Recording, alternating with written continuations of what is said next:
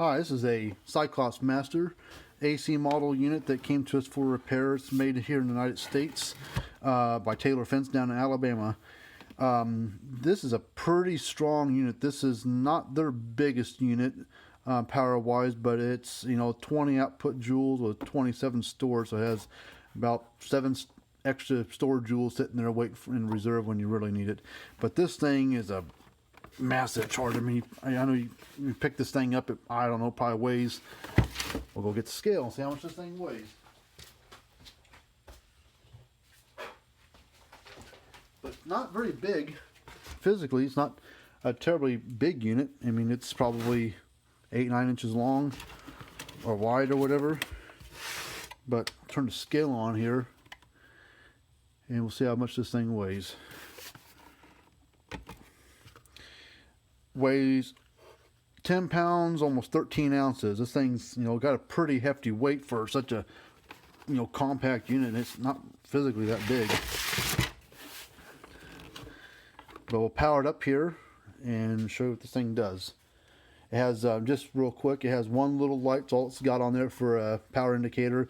If the light's flashing, everything should be working. If the light goes out, the unit's clicking, but the light's not flashing, then there's probably something wrong in here with the unit, or there's a short in your fence dragging it down where that light can't flash anymore. So if you unhook your fence and ground from it and plug it back in, the light goes flashing again, then you got a problem on your fence somewhere. But here it goes.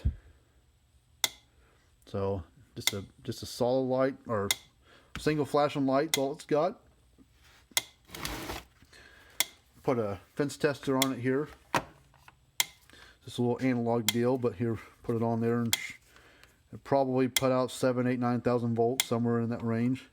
I'm always afraid to touch these things for them to get zapped by one. Put out, peaks out about 9, 10,000 volts, somewhere in that range. So it's I can barely feel the shock coming through those leads. So I probably need to get some new boots on there. But let me turn it off real quick, and we'll do a little spark jump with a couple screwdrivers. Sometimes these videos with these things sparking doesn't do it justice. To see it in person and to hear it in person is a lot different.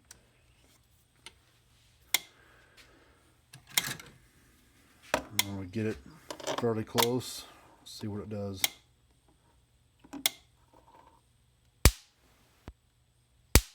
And it's just like a firecracker going off. And it's hard to see in the video because it brightens up the whole screen, but man, looking at that, it was much brighter. It'd almost be like an arc welder.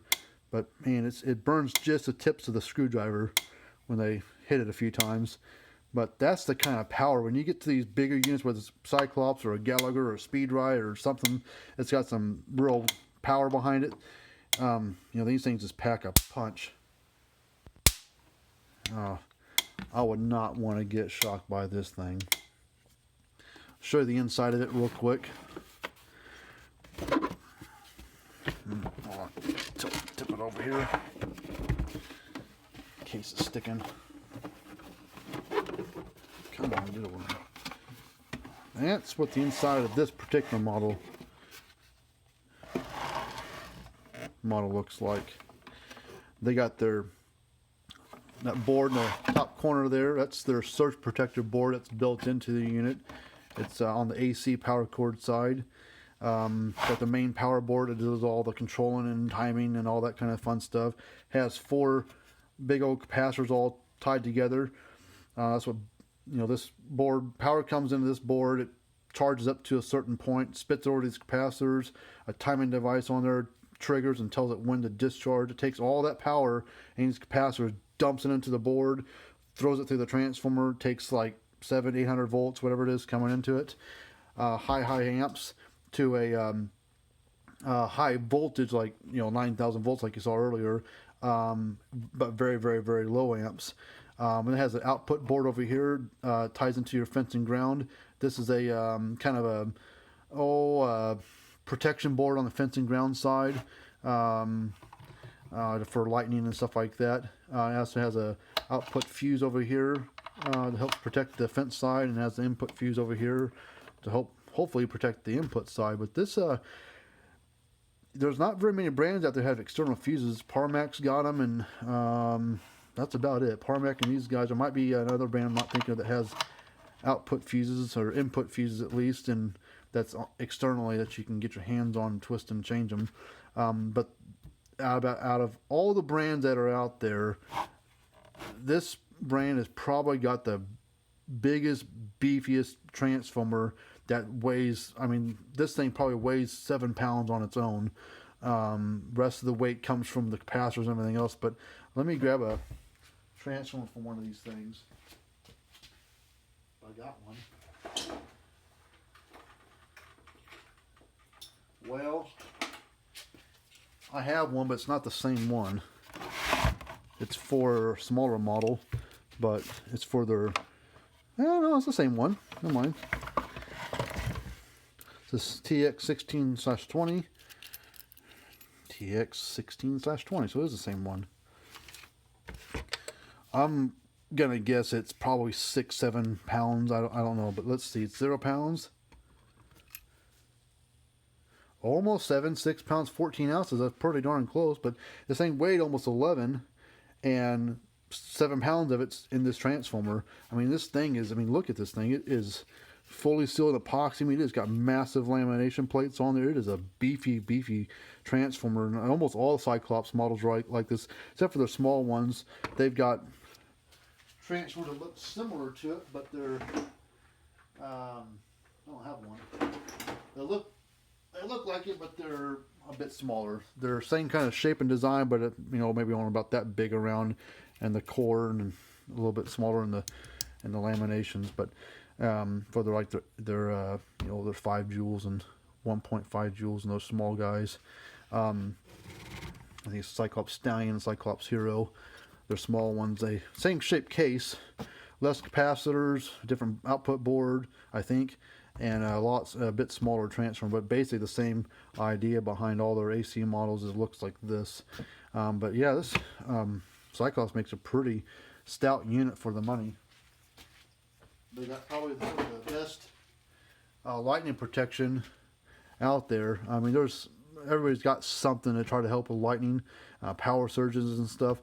But you know, it's Mother Nature, and it's hard to persuade lightning to go a different direction or to absorb all of it when you got all that power coming down the fence side or the AC side. You know, not everything. You know, I've seen these things get burnt up from lightning. So, you know, these little boards and fuses and stuff, they'll do so much, but if lightning is close enough and hard enough, it's gonna damage something. This isn't a fail-safe 100% solve everything kind of lightning protection, but it does a pretty good job. But yeah, I think the Master is their second to the top of the power range. They've got another one bigger than it called the Cyclops Boss, like a 40 joule or 30 joule. It's same shape case. I think a bigger transformer in it, but the same size case and everything. But this is the Cyclops Master. But we'll power it up one more time so you can see it. Nothing fancy to it. It's just a unit that clicks with a single light. I'll short it out. This would be like a worst case situation out there on the fence. If you had I think it takes probably 3,000-4,000 volts, give or take, to make that light flash. So if voltage gets dropped below, say 3,000 volts, the unit will still click, but your light will go out. So here's a worst case short. We'll just touch it together. See how the light stopped flashing? Still clicking. Take the short away, boom, goes right back to working. So that's an easy way to check it out in the field, is if you have any kind of Cyclops unit, if the unit's clicking but the light's not flashing, you unplug it, disconnect your fence and ground knobs and pull your wires off, plug it back in. If it goes to flashing, then typically that means you got a short somewhere on the fence. That's the easy way to check any units. Just if you test your fence, you get very low voltage or no voltage, but your unit's still clicking and flashing and doing all those things. Turn it off, you know, unhook it from the battery, unplug it, whatever, from the wall. Pull your wires loose from the ground and the fence, turn it back on. If it goes back to clicking and flashing, put your tester right at the terminals. With the digital, I don't particularly like the flashing light testers, but they're out there. But take a digital tester, or if you get your hands on one of these little analog fence testers, put that on there. If the voltage goes way up high, then you've either got to shorten the fence somewhere, or maybe your ground's not good enough, or something like that. But this is a Cyclops Master, 20 output joules, 27 storage joules, so it packs quite a punch.